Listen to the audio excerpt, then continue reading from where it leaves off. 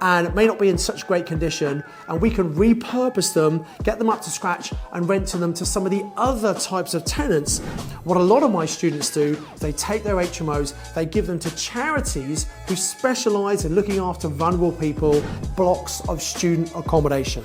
Now, why are they not a good investment? My tip to you as a property investor, you never want to buy on a commercial valuation because you might not be able to get commercial finance in the future. The other really important thing you need to understand when answering the question, should you invest in student property? Hello and welcome to this episode of the Property Magic podcast, in which I'm going to answer the question, should you invest in student property? Now, the answer is, well, it kind of depends. There are two different types of student property, one of which I would not touch with a barge pole, and you should not invest in that type of student property, in my opinion, and one type which I think is a really good investment for you to make. So let's talk about these two different types of student accommodation.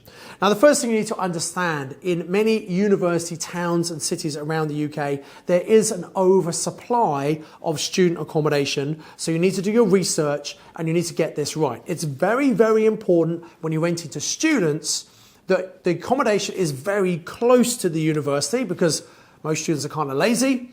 And also it has to be very high standard. When I was a student at university, my first student house was quite nice. My second house was really not very good at all. But for me, budget was a real constraint at that time. The kind of house that I lived in as a student, it would not get any tenants in today's modern society because the students wouldn't be happy, and mum and dad who come to inspect would definitely not be very happy. So it's got to be very high accommodation. So don't think student accommodation is a slum alternative, not very good accommodation. Absolutely not. It's very, very high standards. And because there is an oversupply in many student cities, it's the accommodation that is too far away from the university, or where the landlord has not continually invested to keep it to scratch. They are the ones that are empty. Now, by the way, that presents an opportunity. You see, many student landlords, they only rent to students. That's all they know. And they assume that when people have finished being at university, they're not going to want to live together. They're going to go off and live with their partner or live on their own in apartments. So actually, we can take empty student properties that are a bit too far from the university and may not be in such great condition, and we can repurpose them, get them up to scratch and rent them to some of the other types of tenants that live in HMOs, such as young professionals. And those are people who've been to university, they've graduated, they've been used to living in a shared house, they quite like that shared co-living environment. And when they go to a new city for a new job, maybe they don't know that many people. So an HMO is a great way to meet people, like-minded people who they can live with, and it's far more cost-effective than than renting their own apartment where they have to pay for all the bills as well. The next type of tenant is someone who's just got a job, they're a working person, they've not been to university, nothing wrong with that at all. The only thing is they may not have lived in a shared house before, which most students will have done. Someone who's working might have just lived with mum and dad, they don't want to live there anymore, or mum and dad don't want them to live there anymore, so they move out into a shared house. And the fourth type of tenant is people who are on benefits. Now, I don't have any HMOs with benefit tenants myself, I have single-lets with benefit tenants, but that can be really hard work. What a lot of my students do is they take their HMOs, they give them to charities who specialise in looking after vulnerable people. They get a higher rent from the local council, which means that my clients get the full market rent. The charities take care of all the bills, provide much needed accommodation, and they still make a profit as well. So it's a real win-win for everyone. So all these different types of tenants in an HMO, but let's go back to these two main types of student accommodation. So the first one I want to talk about is your typical house that might have anywhere from 3 up to 10 students living in the property. They all have their own room, they often have their own en-suites, they might have a few shared bathrooms, and they're very, very high standards. And in the right location, the right standard of accommodation, this is a very popular type of investing that I think you should do. The type of student accommodation you should not do are where you can invest in purpose-built blocks of student accommodation. Now, why are they not a good investment? Well, for a number of reasons. First of all, these purpose-built blocks can only ever be used as student accommodation. That's what the planning permission is for. Now, when they're first built, they're nice and shiny and attractive. Students love to live in them. They're actually quite expensive often. Often the bills are included. The students can only stay there for 40 or 42 weeks of the year. So in the summer holidays and the Easter and the winter, they have to get all their stuff out because the people who own the buildings often use them for conferences and that kind of thing, short-term accommodation for people who are staying at the university. So it's a shorter term, they're very high bills. And the other thing is, when you live in these large blocks of student accommodation, it's quite institutionalized. It's a bit like living in a university-owned hall of residence. So people can't have parties. And students love to have parties. So very often, after living in one of these purpose-built accommodations for a year, they often move out into a shared house where they can have parties and it's far more relaxed. So that's the first reason. Second thing you need to know, if you buy a purpose-built property like this, you are paying a very high price. Now they sell it to you on the fact you're getting a very high yield, an 8, 9, even 10% yield guaranteed, and that's very attractive. But it's based on the fact that the income is very high and they use a commercial yield to buy on a commercial valuation. My tip to you as a property investor, you never want to buy on a commercial valuation because you might not be able to get commercial finance in the future. And also you're paying over the odds. You're paying far more than the bricks and mortar value. So although you're getting maybe 8, 9, 10% return, which in essence with no work is not a bad return, the reality is you're not going to get the same kind of capital growth that maybe a normal house that you're using as an HMO might also experience. So you're not going to get the growth there. And the other thing is you have a limited exit strategy. Because the property I already mentioned can only be used as student accommodation, once it's been there for a number of years, 10, 15, 20 years, it's going to get very tired and there'll be a lot more alternative, brand new accommodation the students are going to want to live in. So they might get to a point where what you've invested in, paid a very high price for, might need a lot of money spending on it to bring it up to scratch to make it appealing again. And you're going to find it very difficult to sell to anyone because it can only ever be used as student accommodation. So it's not a great exit strategy. Yes, you might get a reasonable return in the meantime, but I think you can actually get a much better return if you're prepared to do a bit more work. Now, investing in a purpose-built student accommodation block is probably better than doing no investment at all.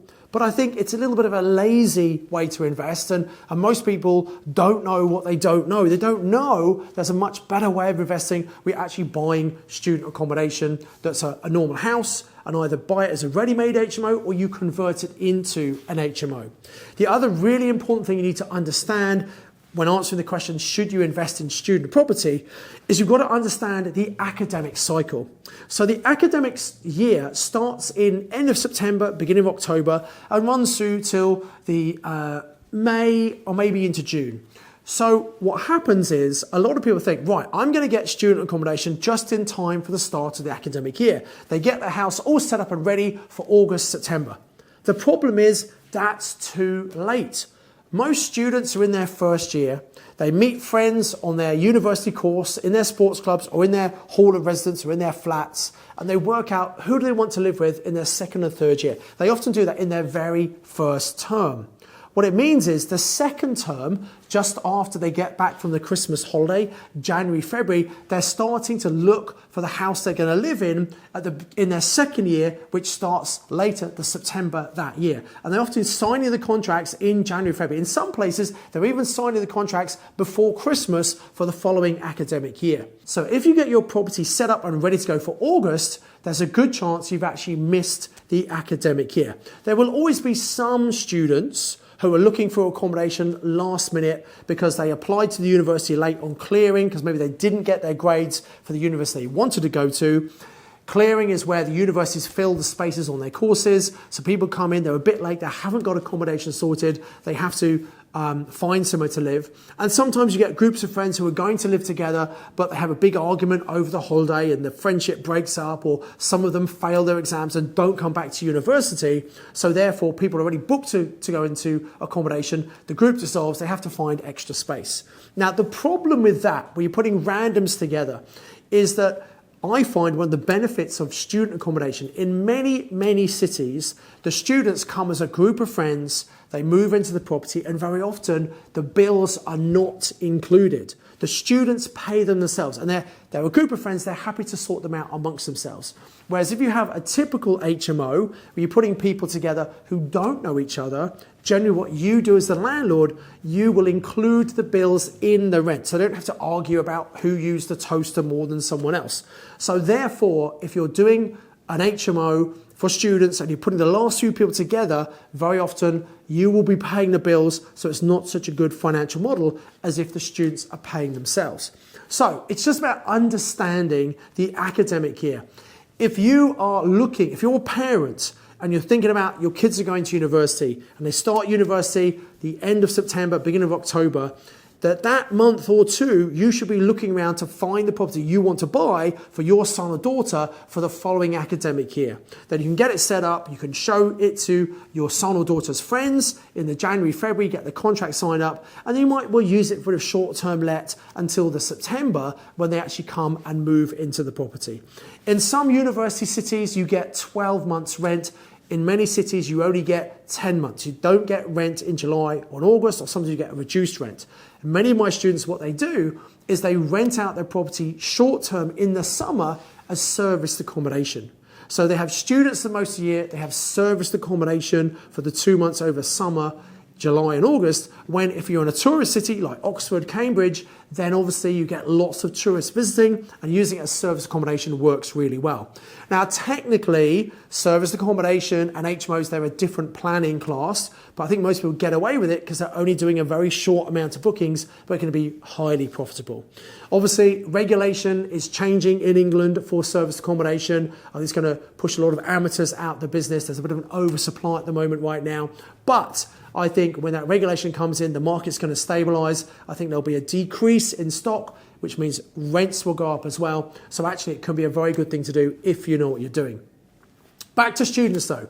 I love students. They are in there for a whole year. Sometimes you get them for 2 years. So you could have, when you put your group of tenants in the January, February, you could have your next 18 months completely signed up, no void periods, and we always get the parents to be the guarantors. So if little Johnny has drunk too much beer 1 month and doesn't pay you the rent, you just pick up the phone to mum and dad and the money's in your account the very same afternoon. In fact, often it's Mr. and Mrs. Smith who are paying the rent instead of little Johnny because they know he likes his beer too much. So actually, when you set it up correctly, student property can be very hands-off. It's not as intensive as another HMO where you see the tenants turning over a bit more often, and it can be more work. So I love student properties. I think investing in student property can be very good when done correctly. When you're buying properties to turn into HMOs, just do not invest in purpose-built HMOs because, as I said earlier, you're paying too much for them. They'll become tired after a period of time. There's a limited number of ways you can use them, and it's very difficult to sell them on. So I hope that's been useful. I think student property can be a great investment. I do hope you've enjoyed this podcast. I look forward to seeing you in the next episode. Until then, I encourage you to invest with knowledge, invest with skill. And of course, if you've enjoyed this video, please hit the like button, subscribe to the channel, and hit the bell icon to make sure every time a new video comes out, you're notified. Until next time, invest with knowledge, invest with skill.